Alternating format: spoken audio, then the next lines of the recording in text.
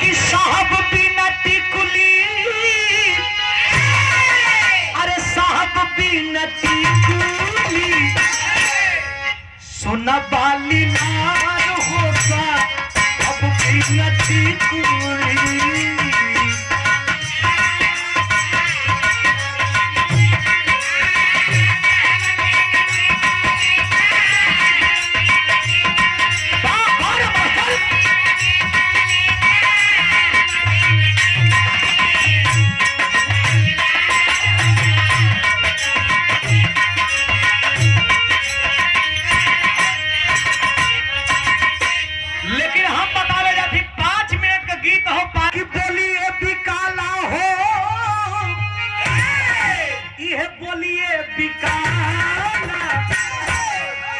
दुनिया में आदमी पर बोलिए बिकाला।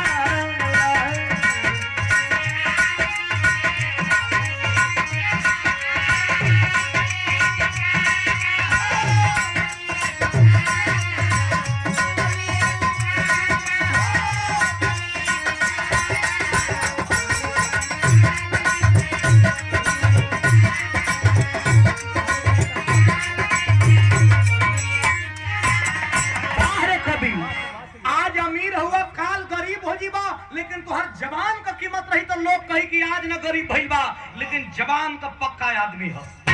एकर बोली में ताकत है, बोली का कीमत रखेला।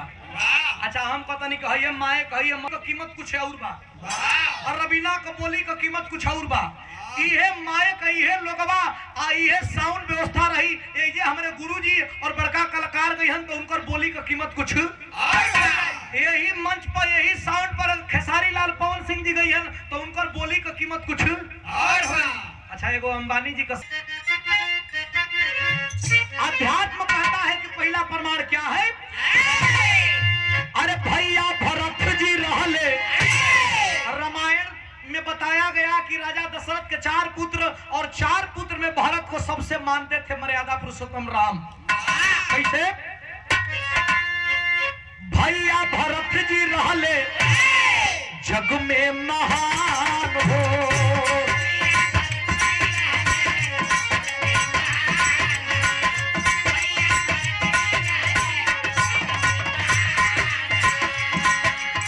भाई कारण माई जगले जाने ना जहान हो।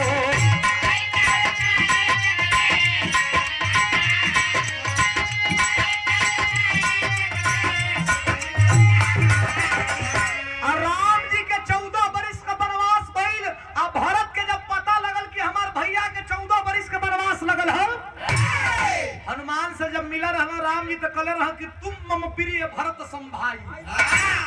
हनुमान तुम मेरे भरत जैसे भाई लगते हो।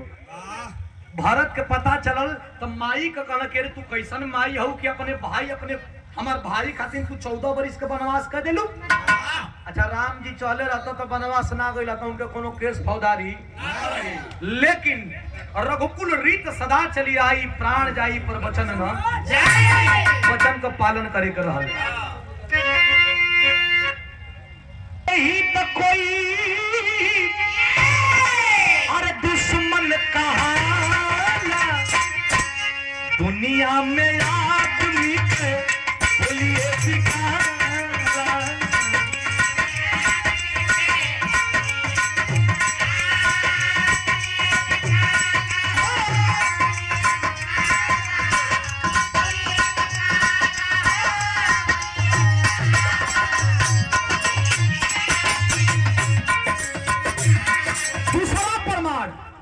दूसरा प्रमाण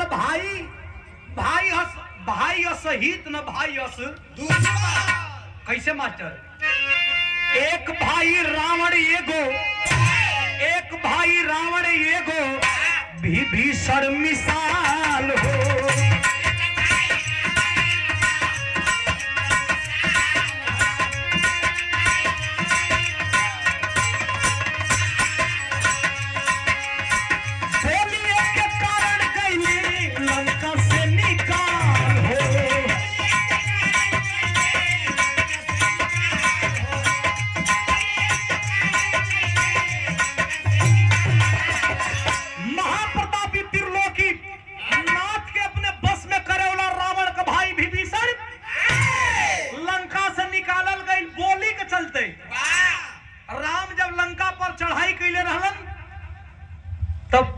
अपने भाई के समझावे गई, भैया श्री राम से बैर मत करो।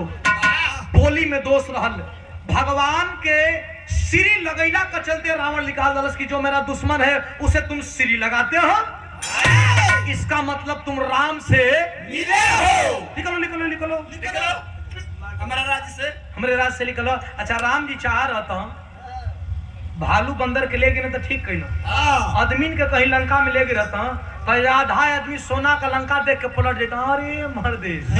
रावण से कहता कि भैया तोहरे परे लगा तो हाँ अपने प्रधान का काला पर चली लिया और सोनवा का एगो जंगलवा दे दा और राम का मार के अकेले होते भालू बंदर के लिए गिन तो बढ़िया कैल तब।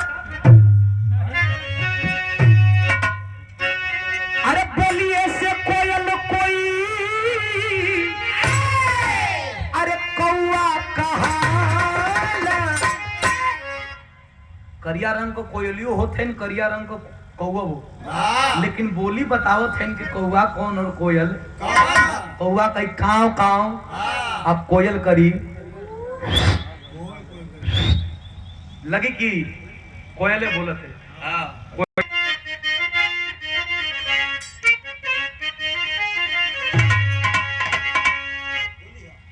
बोली हा बहुरी आके, आज जैसे रूहीपुर से कन्या सूरी आके लाल जी बाबू का बिटिया आज उनकर बिटिया वाली, लेकिन एजा यौते उ कन्या बहुरिया काहे लगे उनका घर लिहा बहुरी आके ये ससुरा कपाहू।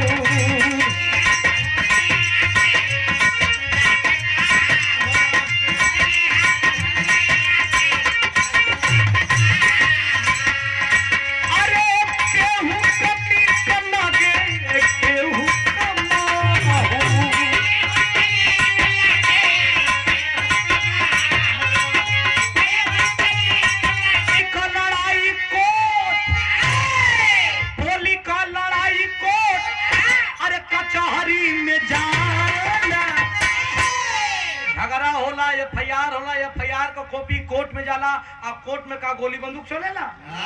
दू गो वकील साहब तो और पैसा लेके बोली से बहस करेला।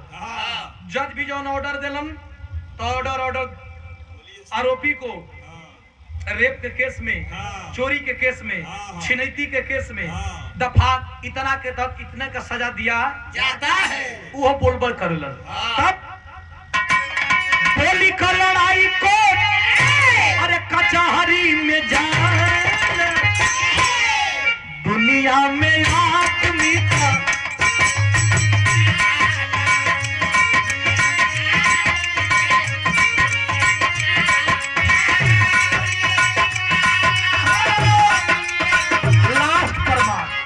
लास्ट प्रमाण बा बाहर कभी बाहर गंगाधारी कवि जी वाह कैसे बोली हम मिठाई ज्योति बोला पूजे प्यार से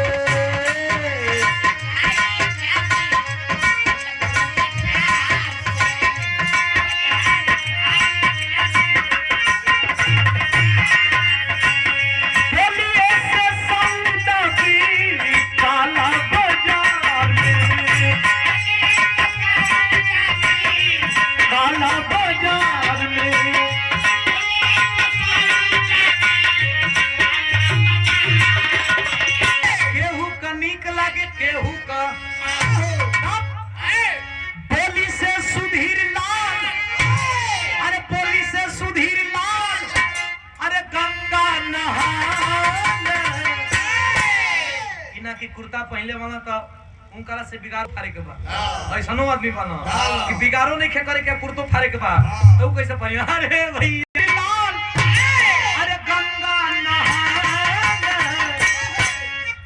दुनिया में यार